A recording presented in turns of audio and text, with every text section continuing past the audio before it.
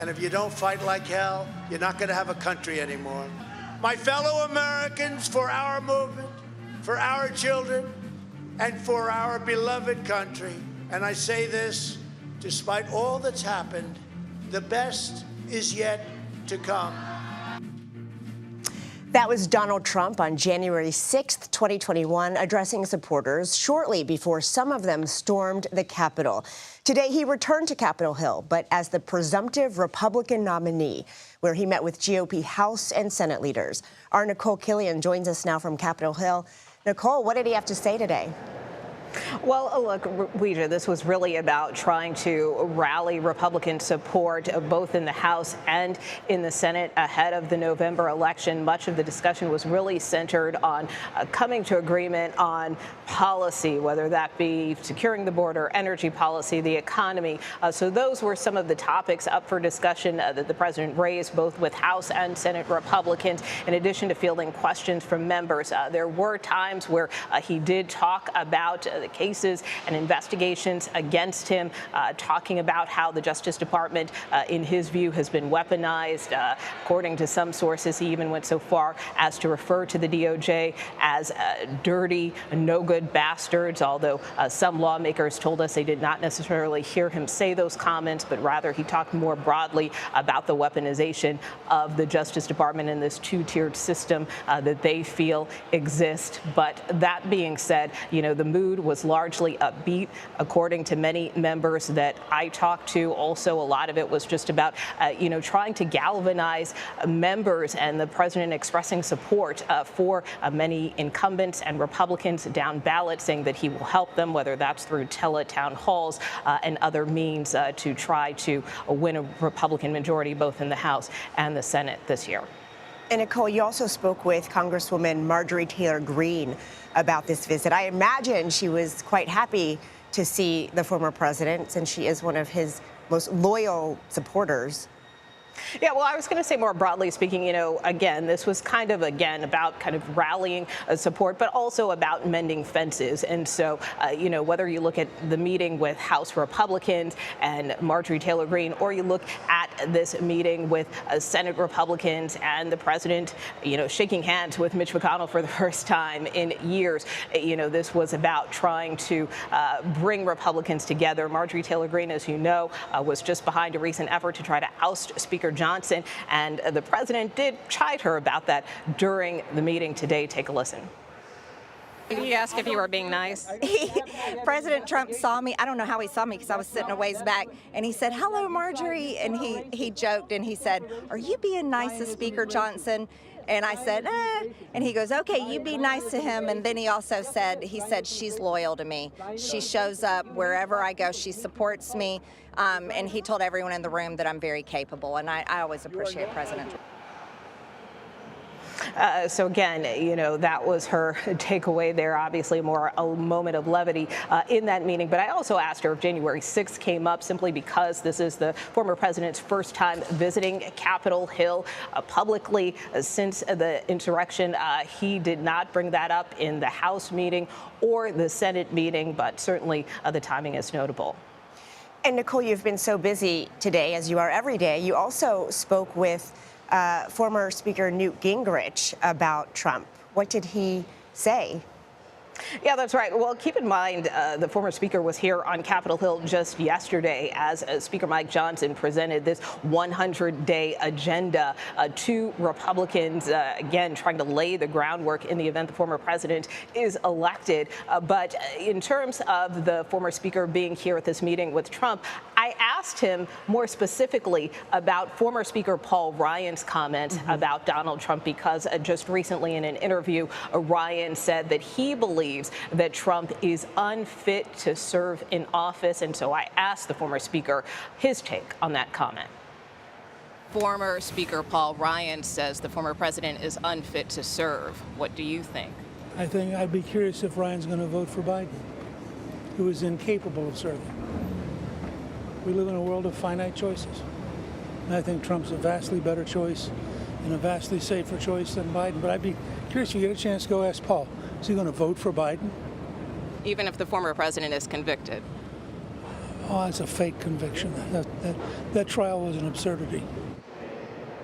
So obviously, you heard the former speaker there trying to dismiss a trial of a jury of the former president's peers. But that being said, a conviction is a conviction, and we know the former president will be sentenced in a matter of weeks. But look, that was broadly kind of the sentiment that many Republicans had, really trying to not focus on these charges that the former president is facing and really trying to focus on the path ahead to the November election. Legia.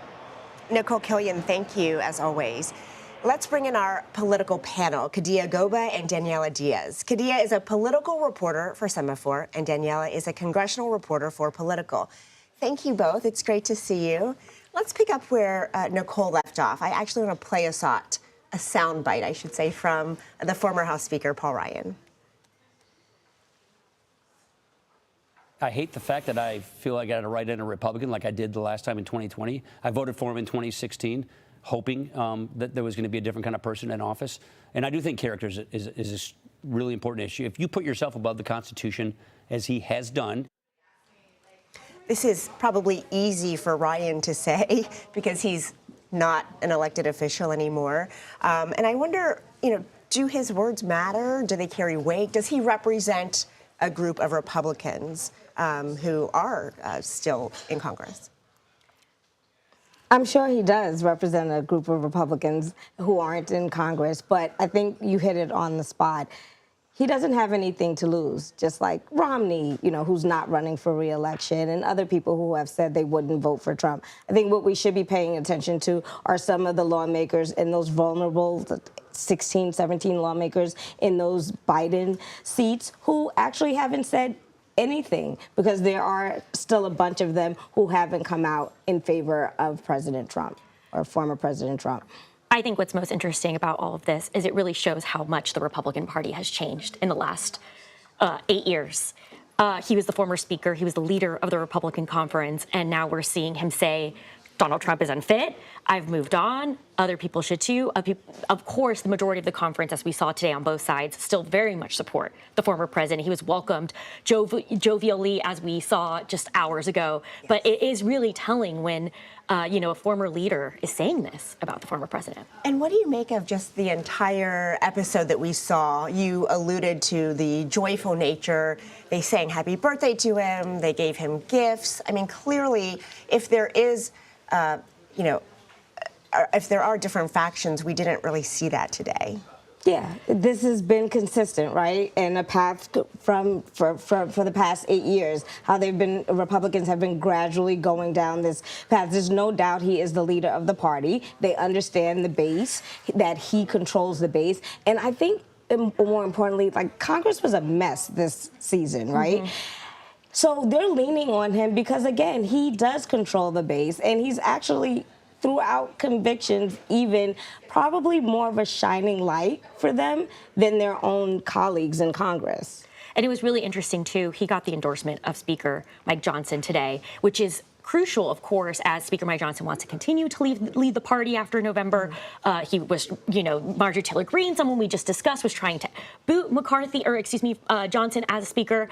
And so it shows the power he has and continues to have on Capitol Hill, and why it was so important for him to visit with Republicans today and have that kind of relationship where he got birthday cake from Senate Republicans, which was incredibly interesting. It looked delicious. And it's not even his birthday. It's not even his birthday, but it is really telling that that's how he was received. And there were skeptics in the room. I mean, Mitt Romney went to go meet in the Senate Republican conference, this meeting at the NRSC with him.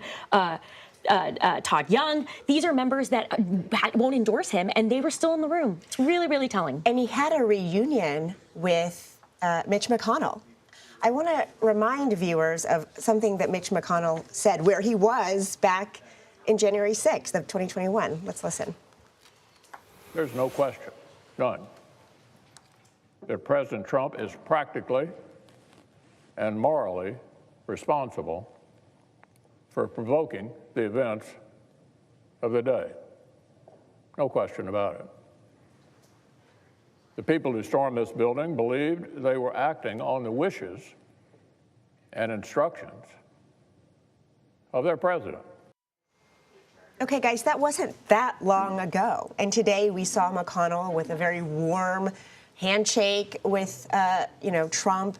And he's not alone, as you already talked about. Many Republicans have jumped back on the bandwagon. Why?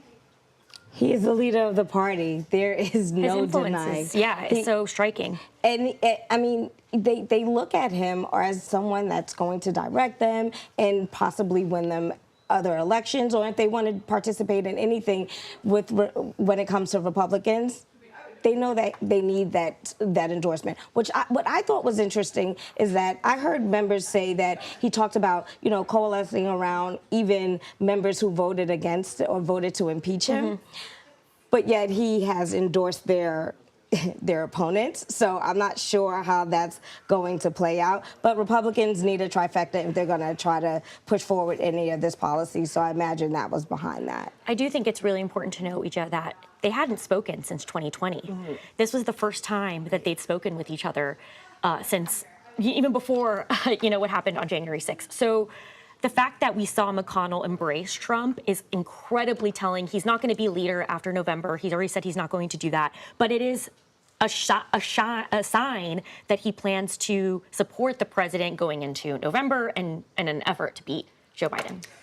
Given that context to an outsider, it seems like it should have been an awkward moment, but their love of each other was on full display. Thank you so much, Kadia and Daniella. Great to see you.